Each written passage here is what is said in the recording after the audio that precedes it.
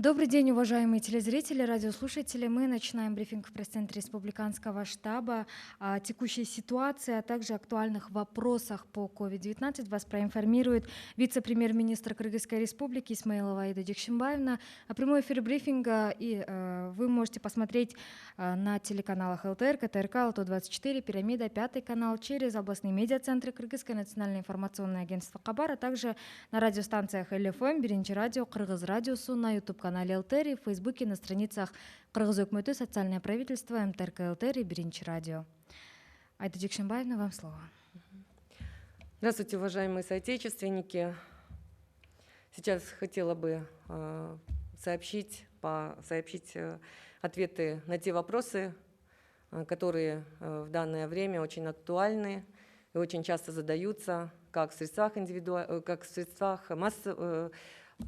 СМИ, так и по телевидению и по обращению к нам. 11 марта этого года Всемирная организация здравоохранения объявила пандемию коронавирусной инфекции.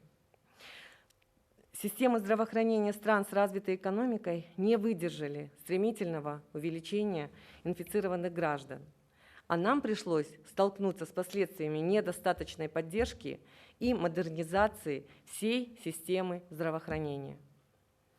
А это недооснащение государственной лабораторной службы, нехватка современного диагностического оборудования в государственных клиниках, хочу подчеркнуть, нехватка медицинского персонала, отсутствие стационарных кислородных станций. И, конечно, мы столкнулись с вопросом о необходимости организации экстремальной медицинской помощи в чрезвычайной ситуации, о необходимости медицинских бригад постоянной готовности. Этот вопрос и озвученные мною вопросы, они поднимались с самого начала пандемии, и до сих пор по ним нам задается очень много вопросов.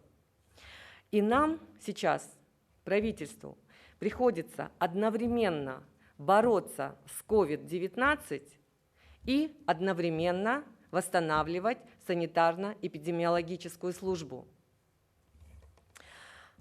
Очень много вопросов сейчас задается относительно единого подхода к COVID и внебольничной пневмонии. Поэтому по этому поводу хотела бы дать определенную информацию. Относительно единого подхода к COVID и внебольничной пневмонии Министерство здравоохранения утвердило третью версию национального клинического руководства по COVID-19, которое было разработано рабочей группой экспертов.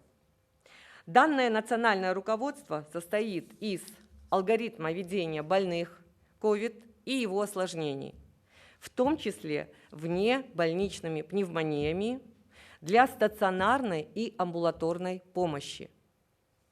Согласно международной классификации болезней МКБ-10, принятой Всемирной организацией здравоохранения, класс 0,7 применяется в условиях чрезвычайной ситуации. И COVID-19 отнесли к коду U07.1, который подтверждается лабораторно, и 0,7.2, который не подтверждается лабораторно, но проявляется клинически и, возможно, рентгенологически.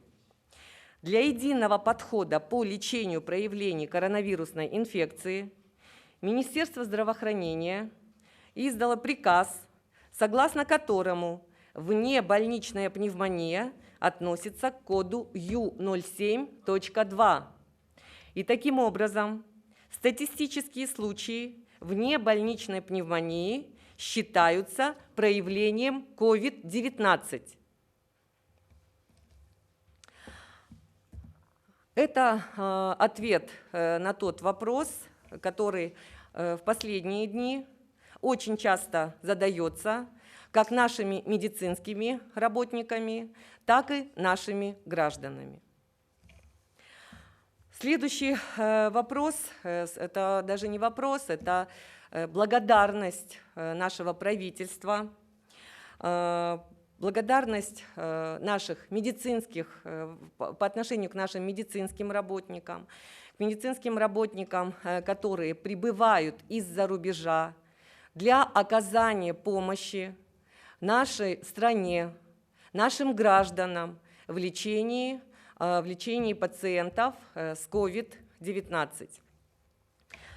Также не могу не сказать, не могу не поблагодарить наших волонтеров, которые ежедневно помогают врачам, медсестрам и населению в целом, предоставляют питание, проживание, медикаменты и оборудование. В такое тяжелое время наш народ объединился, и мы все вместе будем бороться с общим врагом. На данное время общим врагом мы считаем вирус COVID-19. Также не могу не сказать о распределении полученных и закупленных государством концентраторов. Этот вопрос также очень часто задается и нам. Мы отвечаем и письменно. Вот сейчас хочу сказать в целом информацию о распределении концентраторов по республике. За 2 недели в страну поступило более 2500 концентраторов по линии гуманитарной помощи и закупок за счет бюджетных средств. Оборудование распределяется в медицинские учреждения и развернутые стационары по регионам, по потребностям. Потребности составляются и обновляются ежедневно. В Баткенскую область распределено 157 концентраторов, в Джалалабадскую область 371, в Иссык-Кульскую область 402, в Нарынскую область 99, в Волжскую область 340, в Таласскую область 75, в Чуйскую область 270, в Бишкек 396, в город Ош 177, также в РЛПО 140, и в резерве остается 50 штук. Государство в самое ближайшее время будет делать также закупки не только концентраторов, но и всего того оборудования, в котором сейчас нуждаются наши стационары. Как вы знаете, в последнее время мы открываем очень много стационаров не только по городу Бишкек, но и по всей республике, по всем районам, по всем областям. Поэтому мы для того, чтобы полностью обеспечить наши открывающиеся и открытые стационары и больницы, должны закупать в рамках бюджетных средств, в рамках донорских средств все необходимое для обеспечения наших медицинских учреждений. По дневным стационарам. По всей стране развернутые дневные стационары. А в городах Бишкек и Ош функционируют также и ночные стационары. Таким образом, обеспечен круглосуточный доступ к медицинской помощи для наших граждан. Но решается вопрос по перепрофилированию больниц, имеющих реанимационные отделения, имеющих также палаты интенсивной терапии, достаточный коечный фонд и медицинский персонал, а также лабораторно-инструментальное оснащение для оказания своевременной и квалифицированной медицинской помощи. Буквально сегодня мы с нашими клиническими специалистами выезжаем в несколько стационаров для того, чтобы проработать вопрос расширения реанимационного блока в определенных наших больницах городских. И такая работа у нас будет вестись не только, но она и ведется, будет вестись не только по городу Бишкек, но и по всей республике.